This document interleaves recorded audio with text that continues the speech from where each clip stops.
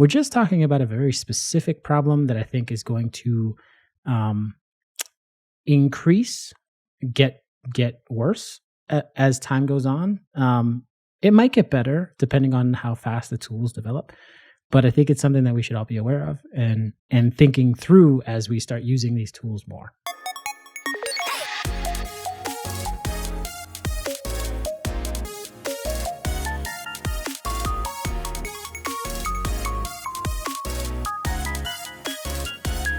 Hey there, welcome back. Hello. How are you? I'm sleepy. How are you? Yeah, this is Behind the Pixel. This is the podcast where we try to bridge the knowledge gap between those who buy creative content and those who make it. My name is Will. My name is Kathryn. And today we're talking about AI, the bad words, bad letters. Maybe that's why I'm sleepy. That's why you're sad. You're sad to be talking about AI. It can bring you down. It can bring you down. But it's an important part of, I think, society and life at this point. That's touching everyone in a different way. That sounds wrong. I get what you mean. It's touching our lives in a different way. Yeah. So it has come to our attention that I think, and a lot of folks I think are starting to do this more. They are creating concept frames or images using AI tools, right? Generative AI. And in this episode, we're not going to try to tackle all of the things that have to do with generative AI or how to do it. We're not talking about that. We're just talking about a very specific problem that I think is going to increase, get worse as time goes on. It might get better depending on how fast the tools develop, but I think it's something that we should all be aware of and thinking through as we start using these tools more. Yeah, well, I think it's again kind of taking a look or a little bit deeper of a look into how we operate. Like, without us knowing what this is and what it does and how it's used, we can't make as a company the most informed decision about where we go from there. So yeah, I think it's helpful to kind of give a 30,000 foot view of what is happening right now and where we might have questions with it. Yeah. So the specific, and I'm going to try to break this down as succinctly as I can. Using generative AI for concepting is great. I think that's totally fine. I have really honestly, I personally don't have any problem with that. I think the problem comes in when you start to use generative AI to sell a particular service or what you're going to do, an idea, without doing the reverse math. And so before we get there, let's start to define generative AI just for folks who maybe have never heard of it, or if you have heard of it, maybe you don't understand how it works. And I'm going to try my best to really simplify this. It's not going to be a perfect description, but I think it'll be a good enough description for this particular episode. Sure. So generative AI is very fancy computer algorithms that use something called GLLMs, GLLMs or GLLMs, generative large language models. And those models are basically like being fed a bunch of data, right? A bunch of data points. And it's looking for patterns within those data points. And it's specifically looking at language. If you want to hear more about this and kind of where AI's problems lie, you can listen to a talk called The AI Dilemma. This is by Tristan Harris and Aza Raskin. I think I'm saying that right. They're the co-founders of the Center for Humane Technology. We'll link that talk in the description of this episode. They give a really, really detailed and depth rundown of how Gen AI works and what the problems of that may be in the future. But I want to, that's a little too deep for this episode. Yeah, just to clarify, is it also talking about it from outside and inside the context of art? No. Right? Okay. So, yeah. It's just talking about AI as a whole and what it might, the implications it might have on society. Actually has nothing to do with art. Great. Okay.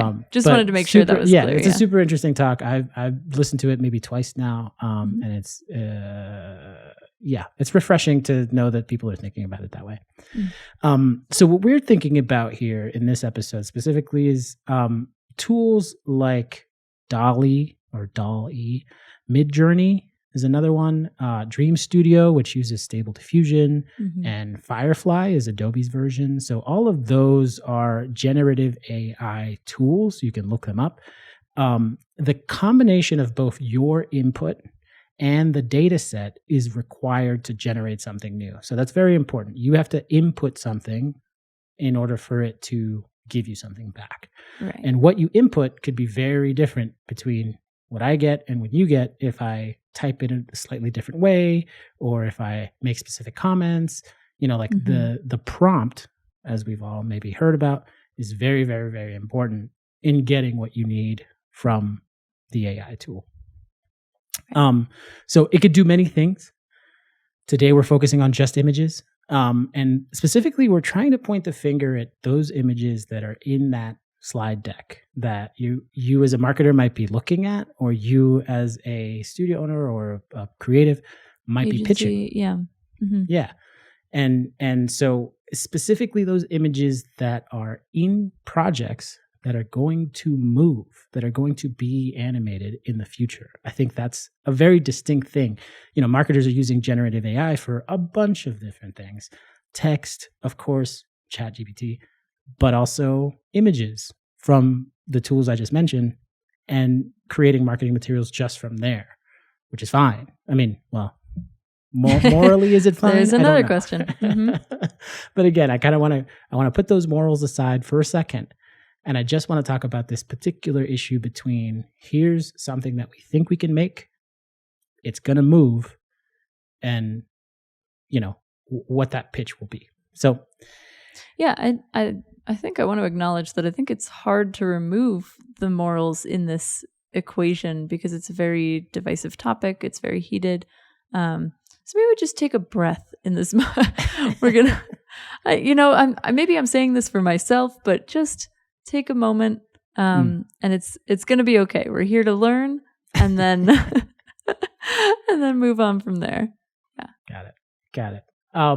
So let me just describe the problem again. Yeah. There's a project, there's an RFP, there's a brief, there's a thing that someone has hired you to do, and they say, hey, we need some ideas on how to present this, how to pitch this, how to visualize this. You, using your brain and a computer, you say, I'm going to use generative AI to come up with some images really quickly. You type in a prompt, something like, okay, 3D character with, whatever. I don't know. I'm just describing the person. My prompts aren't ever really that good, honestly. But so you define your thing, and then you get a really cool image back. The images look fantastic.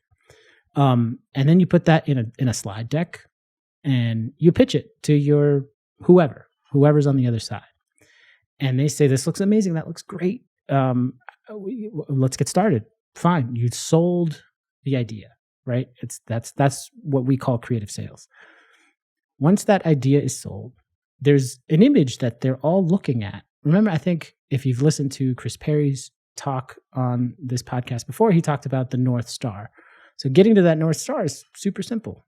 I typed in a bunch of words and I got an image back.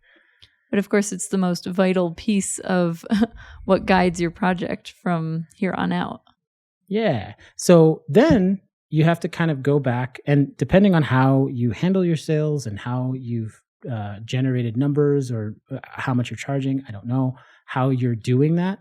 It might affect the budget. It might affect the production process.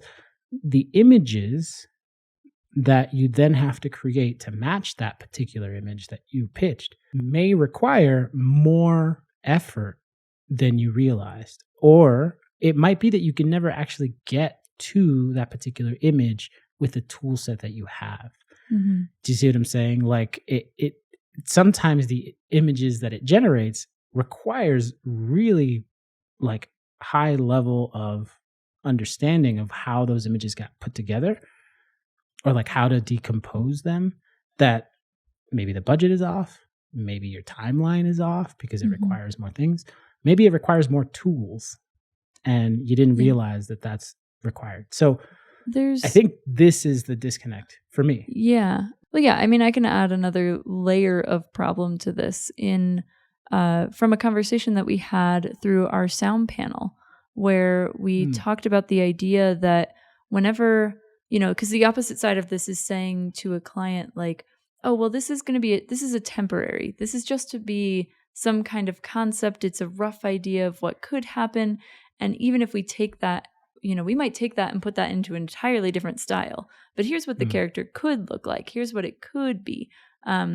Depending on your client and what that client is used to seeing or not seeing, sometimes it can be very hard to let go of that first image or that temp track or that, initial piece that you saw that then they question or get disappointed by the end outcome because it wasn't what you had promised essentially at that point.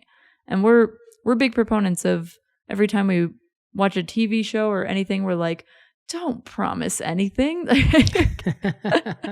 So there is something to that I think adds a little extra layer. Right.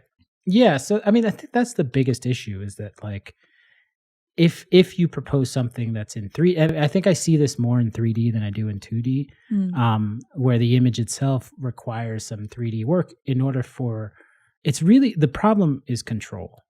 AI tools are hard to control at the moment. And I don't think that's always going to be the case, but it definitely is right now. And I think what we are seeing is, if I were to extract all the pieces that I need from an image to regenerate it so that I can control that model or that human or that character or that bus or train or whatever in the way that I want, it would take so much more effort to do that. Now, there might be a tool out there that takes an image and extracts a bunch of stuff using AI and gives you models and lights and maybe that is a tool that will exist in the future. I mean, I can see that happening, but at the moment it doesn't. I don't think there is a tool that does that. I think there's a couple of different combinations of tools that you can maybe use to try to get there. And again, the control of each of those tools is then kind of up in question. I think that's really the problem. And there's only a few solutions from sort of maybe both sides that we can provide here. And just to give you a sense of how we're thinking about this. Definitely. So if you're a marketer in the position of a buyer, if you're creating content with someone, or even in-house, even using these tools in-house, what you want to do is ask the person who's pitching, did you use AI to create these images? I think that's very important. If someone's saying that they didn't and you kind of can tell, or maybe there's something in the image that like kind of speaks to AI, maybe you're seeing 5 fingers instead of, or 10 fingers. Was it 10 fingers? AI is really bad at fingers. Mm-hmm. Yeah. You might question, the validity of this pitch. Can you actually produce what you're saying? It also might be helpful for you to also be informed in terms of looking at what AI images typically look like today, because then you can kind of get a sense of like, sometimes they tend to follow a similar style. And so you can kind of get an idea of whether or not something was used in AI. Yeah, they are falling into like, kind of specific buckets, aren't they? Like stylistically, I think was it Jeremy who talked about the idea of like we're training our eyes. There was a specific term that he had, and I'm sorry I don't remember it at the moment. It might be because I'm sleepy. But the critical thinking. Critical seeing.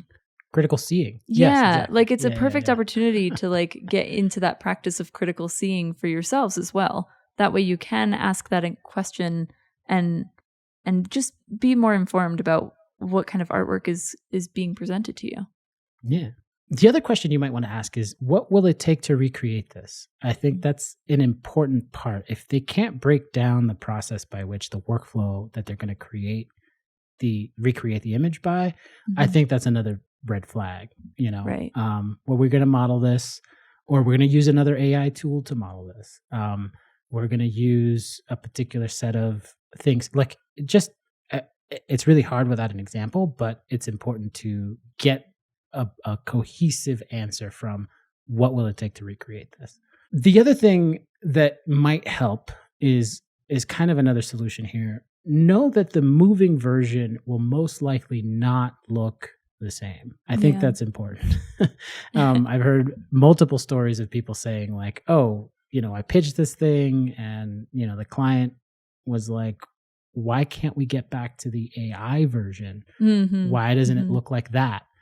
And it's because it's very hard to get there with the kind of control that most people want and are looking for. I think that's really the important piece is the control. So another solution, if you're an artist or creative director or producer, someone who's creating the content, I think it would be wise to do some of the legwork before pitching to determine what the workflow will be before you get to that stuff. So if you're fully confident, here's how I'm going to use generative AI to produce this thing, it becomes really easy to say, this is how we're going to get there.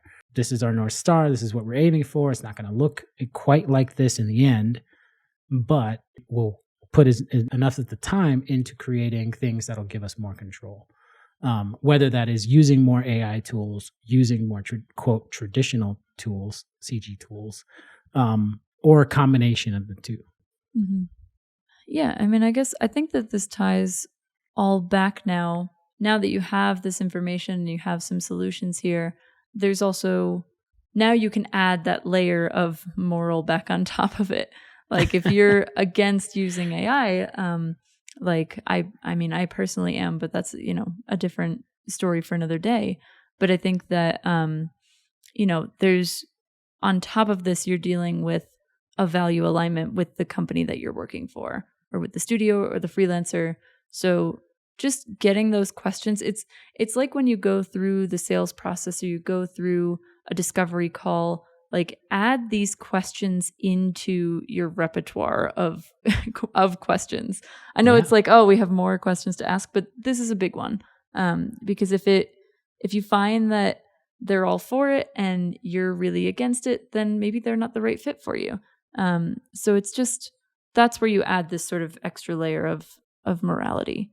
I think we don't have to get into the why we differ on these things, but I think there's ways in which we could use AI tools to make our lives simpler, but I don't think that it's moral to pass off the work that comes from that as your own. I think you have to, there's a level of remix that is required for credit.